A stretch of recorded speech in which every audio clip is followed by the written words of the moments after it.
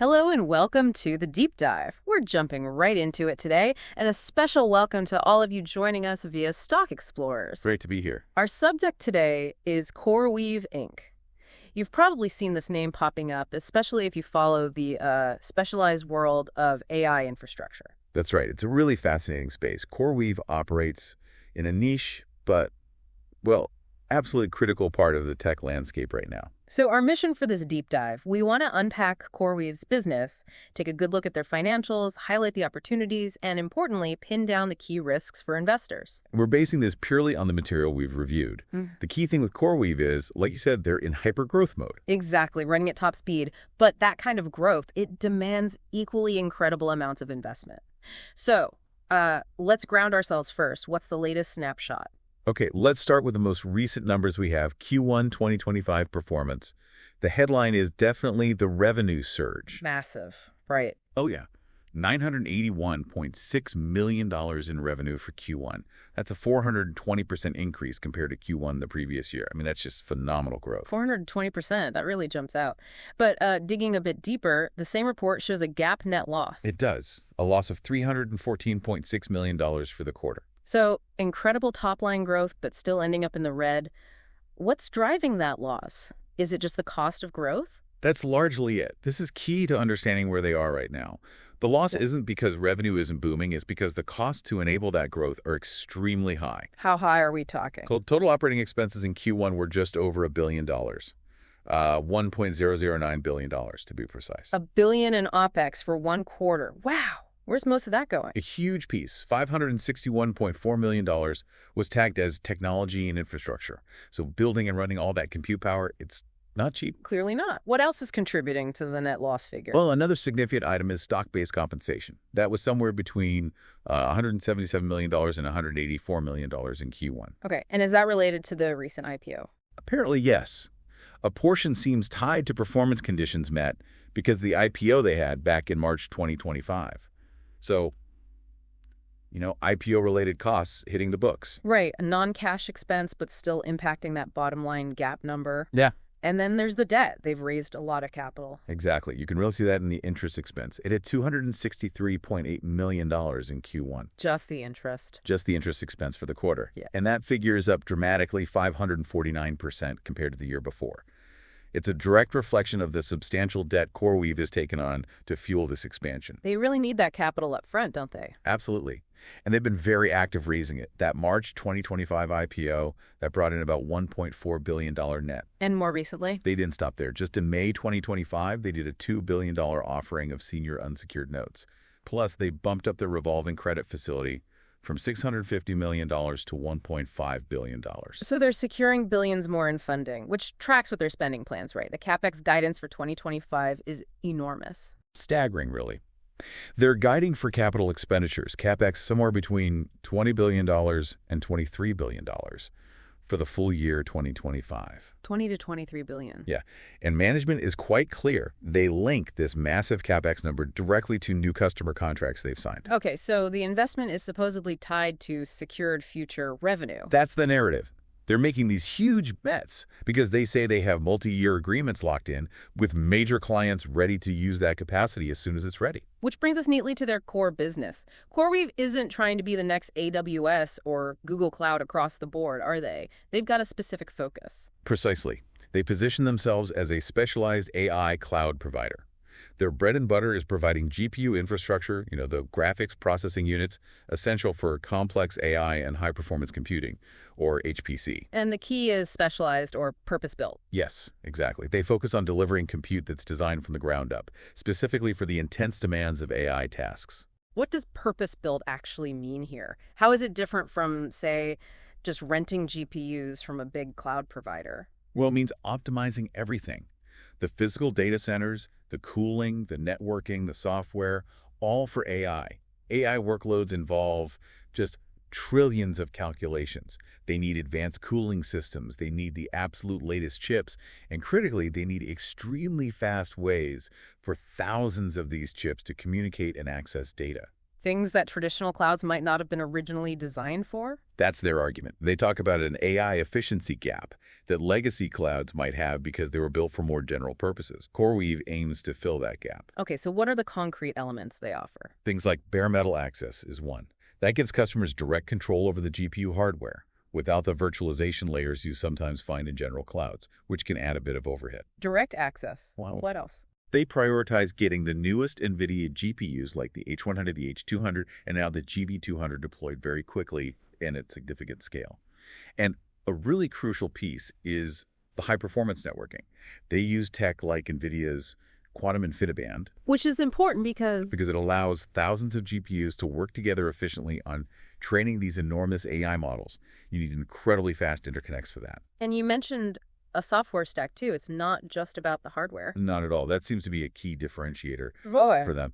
They have proprietary software tools, things like mission control for cluster health monitoring, Siang, which is Slurm on Kubernetes, basically for scheduling massive AI jobs efficiently. Okay. Then there's Tensorizer for loading big AI models faster, and CIOROS, their accelerated AI object storage, which uses something called LOTE technology for high-speed data access tailored to AI needs. So it's the hardware plus this optimized software layer. That's the idea. The software aims to squeeze every last drop of performance out of the hardware, specifically for AI tasks. And what kind of results are they claiming this specialized approach delivers in terms of performance or cost? Well, the materials we reviewed cite some pretty bold claims, things like up to 20% higher performance from their GPU clusters. Okay, 20% higher performance. And potentially significant speed and cost advantages, too.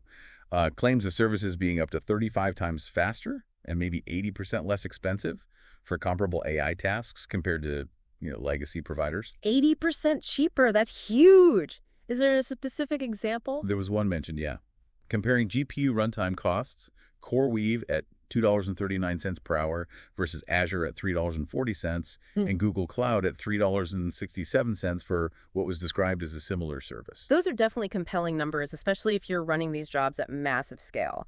So how does this strategy position them against the giants, the hyperscalers like Amazon, Google, Microsoft? It's interesting. Some people describe it as hacking into the Amazon and Google kingdoms. It's not really a full frontal assault on everything they do. More like a focus strike. Yeah, more like exploiting this specific high-value niche AI and HPC, where the hyperscalers, maybe because of their legacy infrastructure or broader focus, might be less optimized or slower to adapt for the absolute cutting edge of AI demands. Finding the gaps.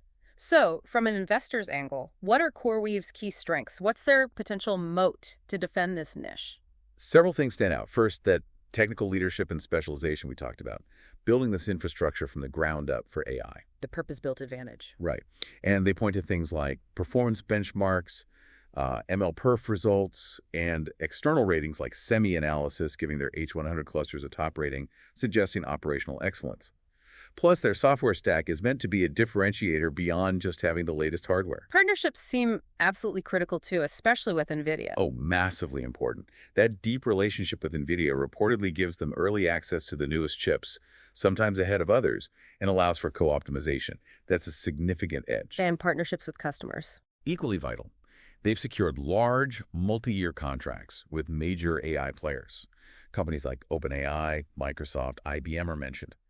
These contracts provide substantial revenue visibility. Which must help investors feel more comfortable with the spending. Exactly. It underpins their ability to invest at scale. And scale itself is becoming a strength. They're aiming for over 250,000 GPUs, more than 30 data centers, 1.6 gigawatts of power capacity. You need that kind of scale to play with the big AI models. Okay, let's circle back to that huge CapEx number, the $23 billion. You said it's tied to contracts. How does that fit into their financial strategy? They call it a success-based CapEx model. The idea, and their CFO was quoted on this, is basically we sign multi-year contracts that guarantee enough revenue to more than cover the cost of building out the needed capacity within the contract term. So the investment is directly linked to secured revenue streams. That's the principle.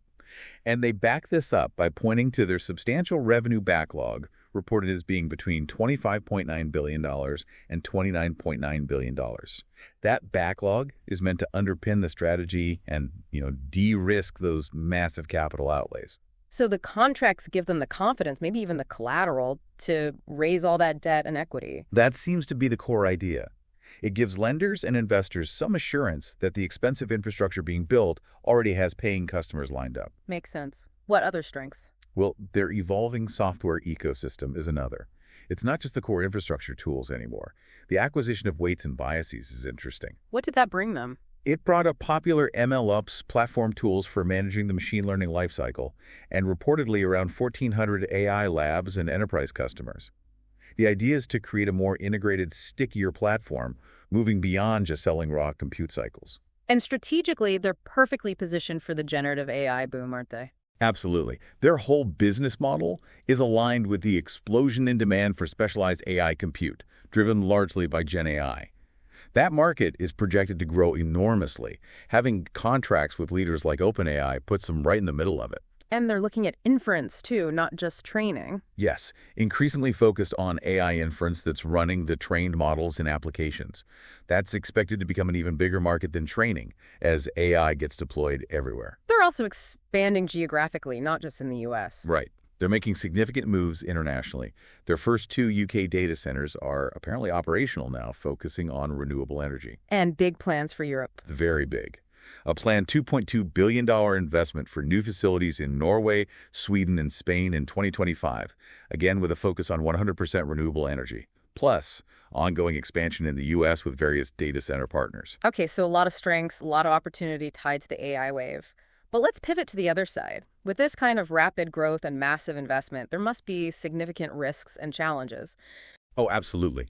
It's crucial for investors to look closely at these.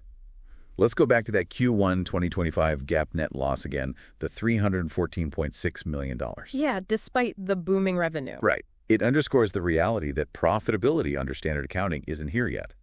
Those operating expenses are huge, over $1 billion in Q1, with tech and infrastructure costs being the biggest piece at $561.4 million. And all that expansion requires funding, which means debt. How much are we talking about? A significant amount. As of the end of March 2025, total debt was around $8.7 billion. And remember, that was before that recent $2 billion note offering in May. Almost $9 billion, even before the latest raise. And is it expensive debt? Some of it appears to be, yes. Materials mention interest rates potentially ranging from 9% up to 15% for various debt facilities they've used. Which explains that huge interest expense number we saw earlier. Exactly. That $263.8 million interest expense in Q1 is a major drag on potential profits and cash flow. How much of a drag? Well, one analysis noted it consumed up to 27% of their Q1 revenue. That's substantial. And part of the year-over-year increase is apparently because less interest is being capitalized now as projects finish construction and become operational. Meaning more of it flows directly to the bottom line as an expense. Precisely. Which hits profitability and, crucially, cash flow. So combining the massive CapEx with these high interest costs, they must be burning through cash. Deeply negative free cash flow, yes. They burned through $6.9 billion in free cash flow in 2024. And the projection for 2025, driven by that $23 billion CapEx plan, is for negative free cash flow of around $19.1 billion. Negative $19 billion. That model is entirely dependent on raising external money then. Absolutely. That's a core sustainability challenge. Their ability to keep executing hinges completely on continued access to debt and equity markets on favorable terms. They've been successful so far, but it's a constant need. And can they keep growing fast enough? That's another challenge. Maintaining hypergrowth is tough, and they need to ensure that massive contract backlog actually translates into cash flow efficiently to service the debt and fund operations. What about customer concentration? That often comes up with fast-growing companies. Definitely a risk here. Microsoft was reportedly 62% of their revenue in 2024, and that jumped to 72% in Q1 2025. 72% from one customer. Yeah, and the top 2 customers combined were around 77%. That's significant dependency. If one of those giants decides to pull back or maybe build more of their own specialized capacity faster, it could really impact CoreWeave. And the hardware itself, GPUs get outdated pretty quickly in the AI space, don't they? That's a huge risk, technological obsolescence. GPUs are their main assets, and their value depreciates fast as new generations come out. The business model relies on generating enough revenue from contracts to cover the cost of the hardware and the financing before those GPUs become obsolete. So constant reinvestment is required. Massive continuous reinvestment in the latest tech. You also mentioned they partner for data centers. Is there risk there? Yes, their model involves leasing the physical data center shells. So they rely heavily on partners like Applied Digital or Core Scientific to deliver the buildings and, crucially, the power on time and to spec. Any delays or problems with those partners could slow down CoreWeave's deployment and ability to meet their own contracts. Okay. And just the nature of the market, it's still very new, very dynamic. Exactly. It's a nascent stage risk. Making very long-term commitments, like 15-year leases for data centers, carries inherent risk if market demand shifts unexpectedly, or if the core technology takes a sharp turn over that period. And bringing it back to the financials, that path to GAAP profitability seems challenging. It does. While they highlight improving adjusted metrics like adjusted operating margin going from 13% to 17% year-over-year in Q1 and adjusted EBITDA margin from 55% to 62%, the actual GAAP net loss remains large. So adjusted numbers look better, but the standard accounting picture is still rough. Right. Achieving GAAP profit depends heavily on scaling revenue massively to dilute those high fixed costs, infrastructure costs, and financing costs over a much larger base. It looks like a multi-year journey. And all this uncertainty and cost must factor into their valuation. It's been talked about as being quite high. Yes, it has. Price-to-sales ratios cited recently were north of 20x on a trailing basis.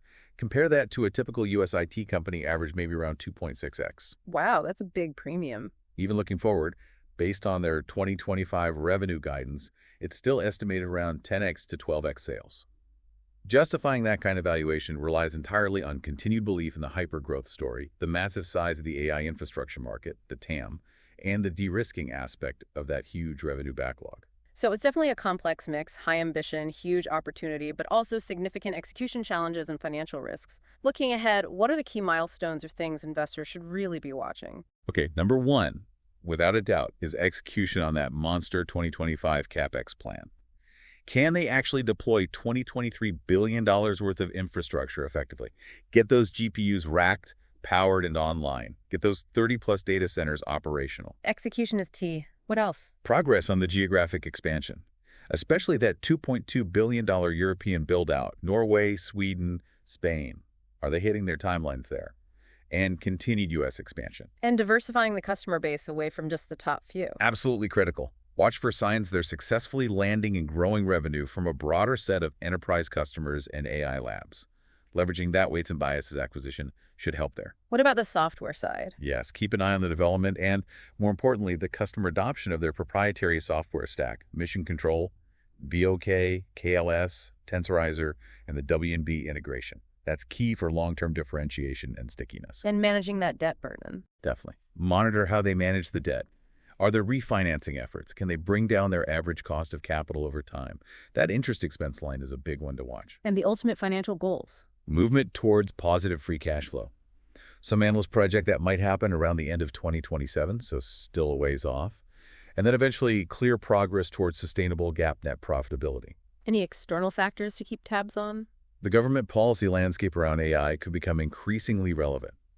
Things like national AI strategies, public-private partnerships. CoreWeave hiring policy experts suggest they see this too. And of course, their ability to keep signing new large contracts beyond the current backlog to fuel growth into 2026 and beyond. Okay, so let's try to wrap this up. CoreWeave seems like a company making a truly massive, highly leveraged bet on the future being dominated by specialized AI infrastructure. That sums it up well. They're armed with key partnerships, especially NVIDIA, a growing software layer aimed at differentiation, and that very large revenue backlog, which underpins their aggressive expansion. But on the flip side, they are operating with incredibly high costs, a significant and growing mountain of debt leading to hefty interest payments, and they're burning cash at a very rapid rate right now to fund it all. And they face intense potential competition down the line, significant customer concentration risk currently, and the ever-present challenge of technology obsolescence in the fast-moving GPU market. It really is a high-stakes endeavor in what might be the most explosive tech market right now, which leaves us, and you the listener, with a pretty provocative thought to mull over. Given this breakneck pace of AI development and the sheer scale of capital required, can CoreWeave's aggressive expansion and their success-based CapEx model truly outrun the immense scale and resources of the established hyperscalers, while simultaneously navigating the very real risks embedded in this heavily leveraged balance sheet? A fascinating question indeed, and one we'll be watching closely. Definitely one for the future. Well, thank you for joining us for this deep dive into CoreWeave Inc. We hope this breakdown of the available information has given you a clearer picture of their business, their financials, the big opportunities, and the significant risks from an investor's perspective. And to all our listeners, especially those joining via StockExplorers, thanks for spending your time with us today. If you found this deep dive valuable, please do remember to subscribe to the show wherever you listen, maybe give us a like, and definitely activate those notifications. That way you won't miss our future deep dives into the companies and topics really shaping our world. Until next time.